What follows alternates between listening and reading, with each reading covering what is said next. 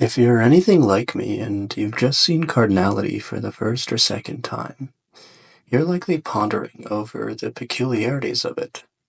I mean, how can we have two different sets of infinitely many elements be considered to have different sizes? To really understand this, let's first clarify what cardinality even is. It's a way of comparing sizes of sets.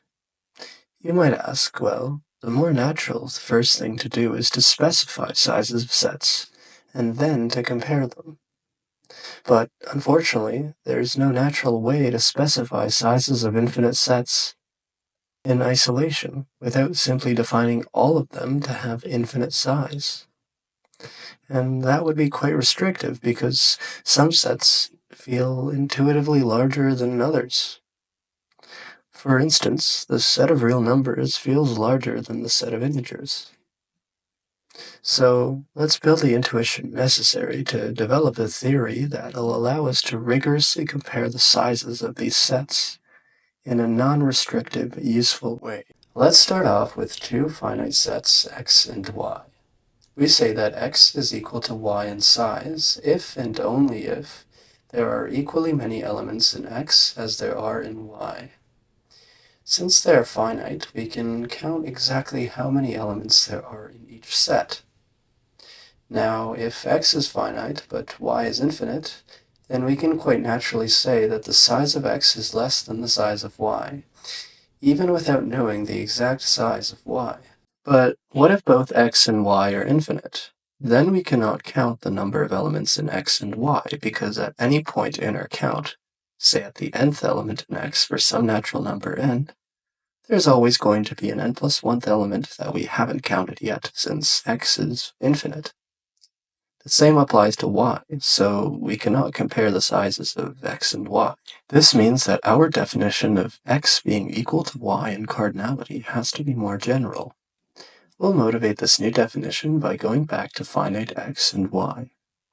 We can say that x and y are the same size in the counting sense, if and only if there exists an association between x and y that assigns each element in x to one unique element in y, such that each element in y is assigned to by an element in x.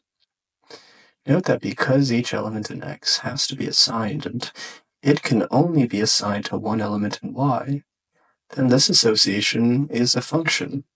Moreover, because it is injective and surjective, we call it a bijection. Consider the following concrete sets x and y. Clearly, there exists a bijection between them. However, if y loses element 11, then there's no way to assign each element in x to a unique element in y. That's called a lack of injectivity. If, on the other hand, x loses elements 4 and 5, then there's no way to make an association where all of the elements in y are assigned to a member in x. That's called a lack of surjectivity. And so this notion of comparing sizes of sets is consistent with the finite case. So we create a new definition as follows. Note that the direction of the bijection is not important, because for a given bijection from x to y, we can use the inverse map to obtain a bijection from y to x.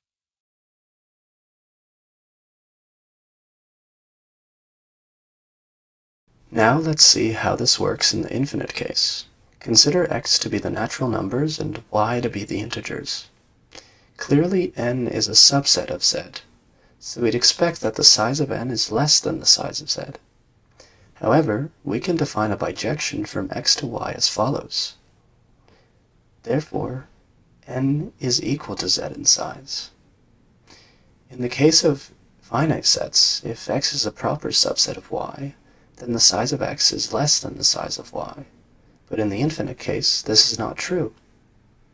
We'd hope at least that if x is a proper subset of y, then the size of x is less than or equal to the size of y. But what does this mean? Well, the size of x being less than the size of y is defined to mean that there exists an injection from x to y, but not a bijection. Or equivalently, that there exists a surjection from y to x, but not a bijection. I recommend you ponder over these last two claims by going back to the finite case and seeing why this generalization is consistent with it.